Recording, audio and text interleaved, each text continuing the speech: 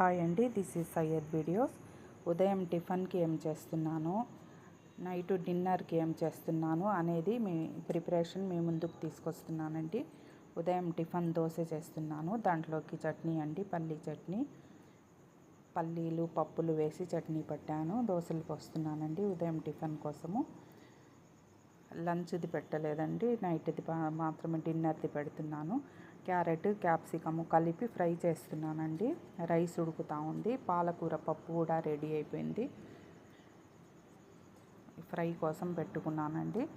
ఉల్లిపాయలు ఫ్రై అయిపోయిన తర్వాత క్యారెట్ వేసుకుంటాను. అది కొంచెం మగ్గిన తర్వాత క్యాప్సికం వేసుకుంటానండి, అంటే అవి తొందరగా ఉడికిపోతాయి అనేసి. ఫైనల్గా చపాతీకి వచ్చేసానండి.